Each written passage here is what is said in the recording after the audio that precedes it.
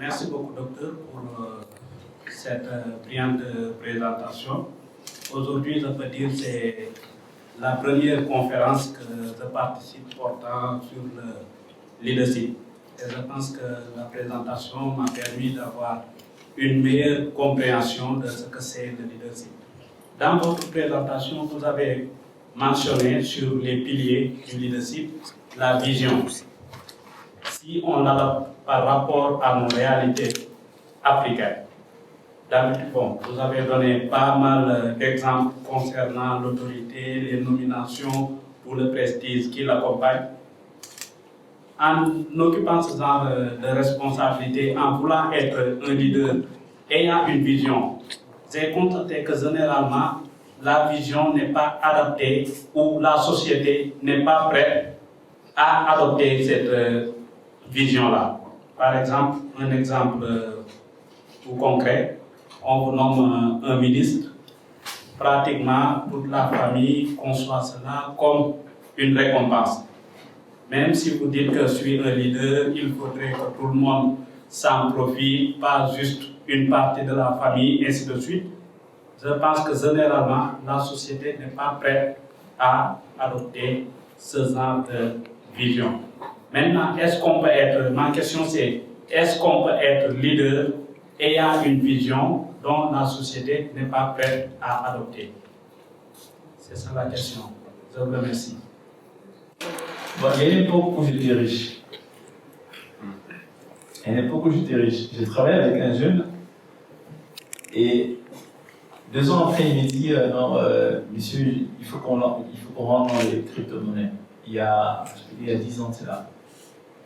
On rentre dans les crypto-monnaies. J'ai dit, écoute, si tu vas à la banque centrale ici, que tu leur dis comment tu veux mettre, il n'y a pas de loi.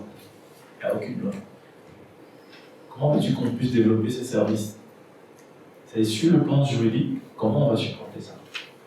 Elle dit, ah, vous avez raison, on va commencer à réfléchir. Je dis, mais pourtant, le service, il est bon, même pas ici. Si on veut le faire, allons le faire là où les gens le font. Les États-Unis, l'Europe, le Chili, tout ça. C'était donc ça. Alors, lorsque vous avez une vision, et que votre vision n'est pas séduisante, n'expliquez pas ça aux gens, parce qu'ils vont pas comprendre.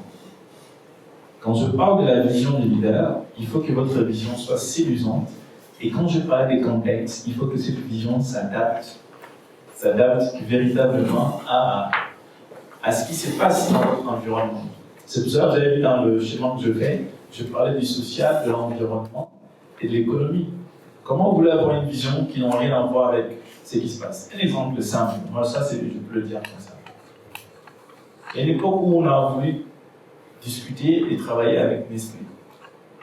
Nestlé Sénégal, pour le produit de consommation alimentaire. Mais la dame avec qui on échangeait à l'époque, on m'a dit, mais la stratégie vient de Accra. Et ah bon? Et expliquez-moi. On m'a expliqué, mais dit bon, toute la stratégie que vous voyez ici est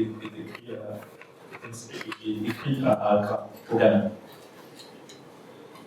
Et ah bon. Donc, pour que les gens consomment le Nescafé au niveau de Guédiawaye, Kermassar, il faut qu'il y ait des gens qui sont à Accra qui s'assoient pour écrire des stratégies. Est-ce que vous voyez un peu? C'est assez complexe. C'est-à-dire qu'il faut adapter le contexte dans la situation dans laquelle on avance et partager cette vision-là dans le contexte social, environnemental et économique. Mais tant que vous ne développez pas ça, les autres qui vivent dans ces contrées, ils ne vont rien comprendre. Ils vont vous trouver assez absurde. Et quelqu'un qui viendra là avec l'argent voter, mais ils vont les voter parce qu'ils vont avoir l'argent. C'est le contexte. Donc, le leader a l'obligation de former, d'informer pour transformer.